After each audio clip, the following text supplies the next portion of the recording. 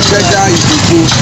Ibogun, we are coming for a site here, but this is the bus stop. In here we spent well over on bike more than 1 hour getting here, and we have been here on the road for over 4 hours. So just got to where they are picking us up where we are going to be from. So if you are in this axis or any axis you are, you can as well come patronize us and we will give you a very good result.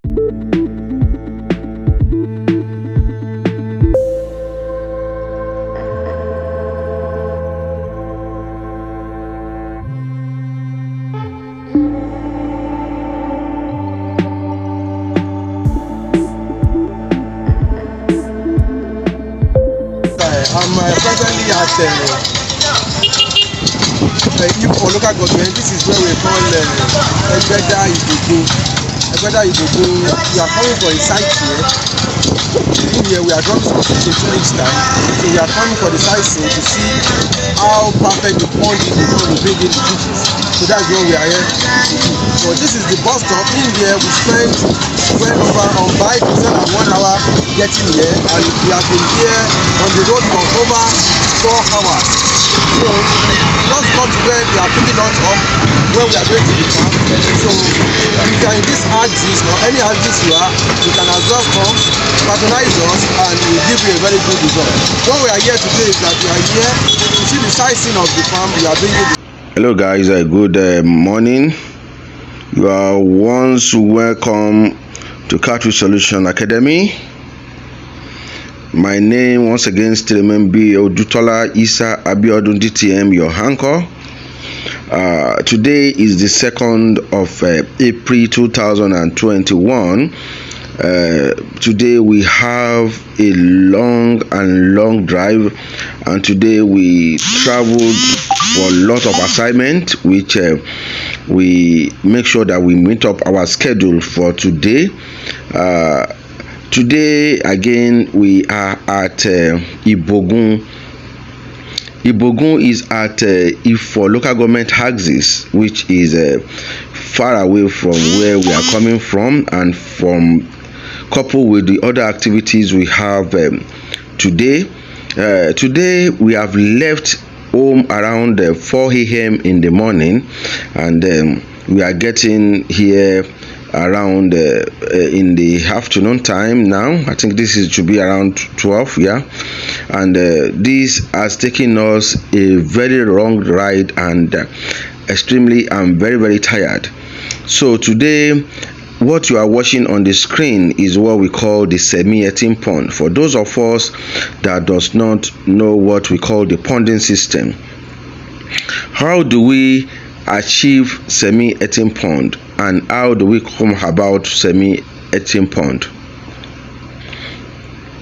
How can we manage a semi-earthen pond, and how cheap can we get a semi-earthen pond? What are the advantages and disadvantages of earthen pond and semi-earthen pond? These are the questions that should be answered in order to let other people know what we call ponding system in fish farming. So before I go into some of these questions and answers, I will be talking about the purpose of me coming here today.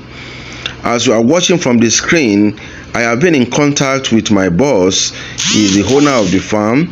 He is my favorite YouTube subscribers, and I think we met on YouTube for a very long time now. And the most important part of this video that I would like to chip in is that he has been with me for a very long time. Most especially, he have made a deposit of seedlings with me for over a year plus. Please, I will want you to understand this. He has made a deposit of seedlings with me for over a year plus. Please, how many people can do this? This is what we call trust.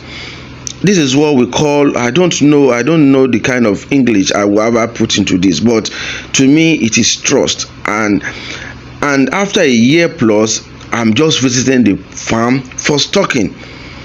So what really happened is that he has been in contact with me, and I've been having some issues with the ponding system, which has given some wait up appointment. That means we should still hold on for a little bit. We are working on our ponds and co. But now today, before we start the stocking, because we'll be stocking this pond in a few weeks time, and before we do the stocking, because of some of the challenges they have been having, I need to come to visit the farm to see what is on ground and how can we manage the farm for better result. So that is why I'm here today. It takes me a very long drive. It takes me a lot of stress, but because coupled with the trust he had in me, I need to make up my time to make sure that I am here today. Why this is because we try to make sure that we oversee, we supervise, we mentor, we guide those people that patronizes us. We don't just leave you don't just have in contact with us and we leave you alone not to be successful. We leave you alone not to guide you. We leave you alone not to give you the better advice that you need to grow your farm.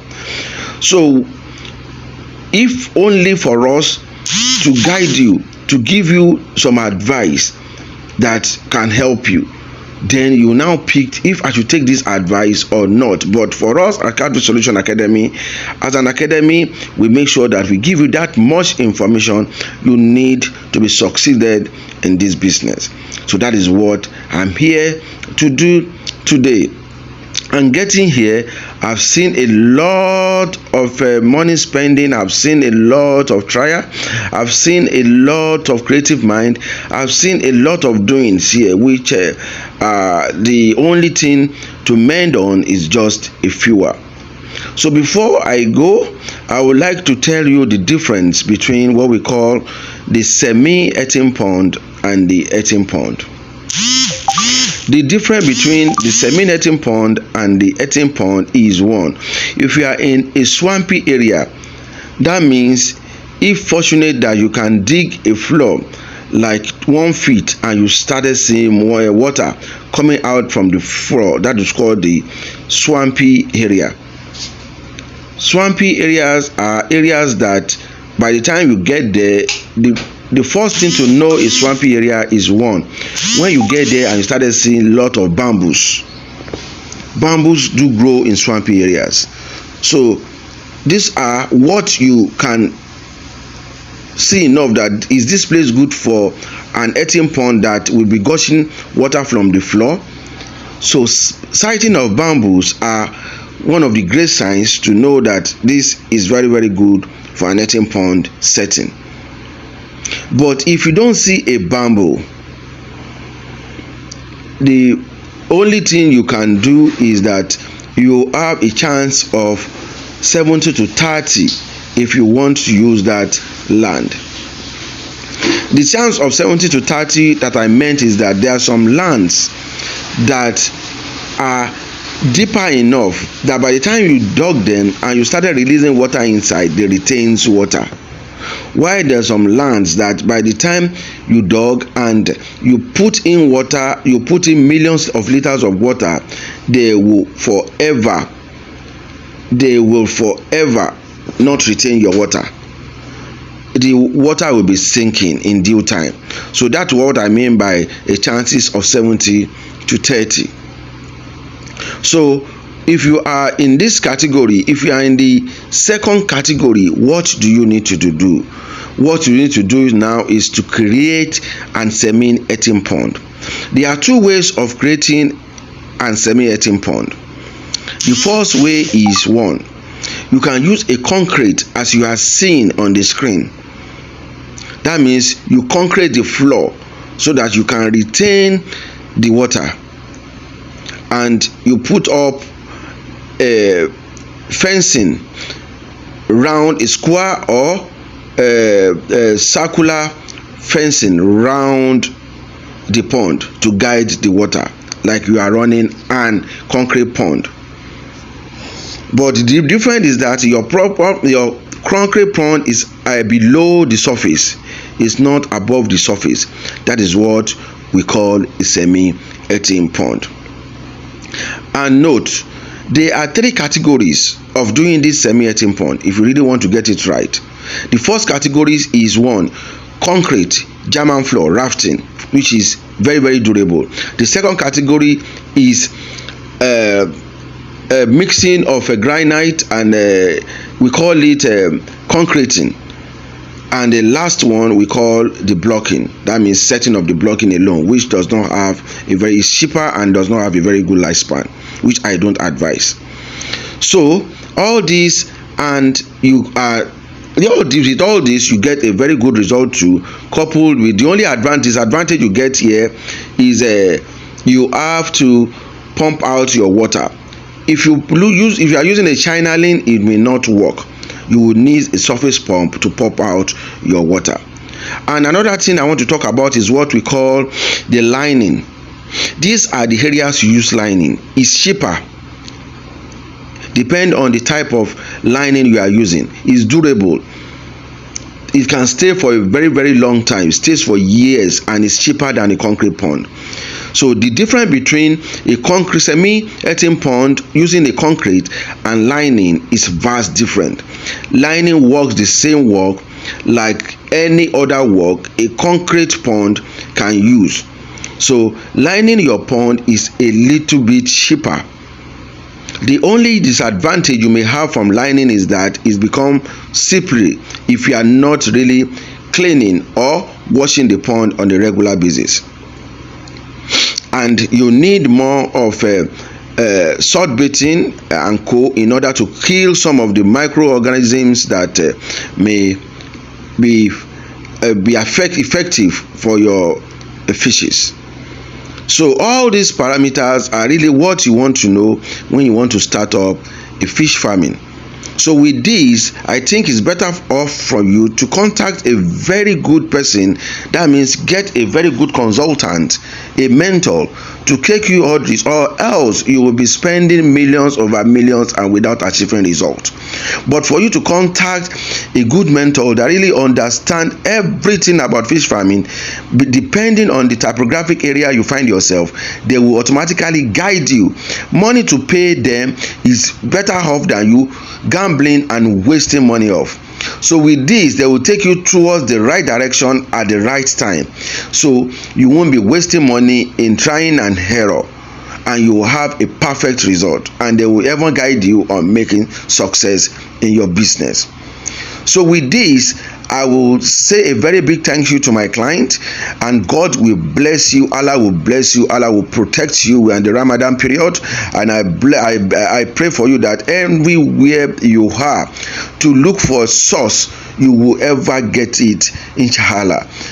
Allah will protect you, will protect your family. So I so much appreciate you, and make sure that you subscribe to this YouTube channel. Make sure that you click on the like button, click on the notification button. Thank you so much.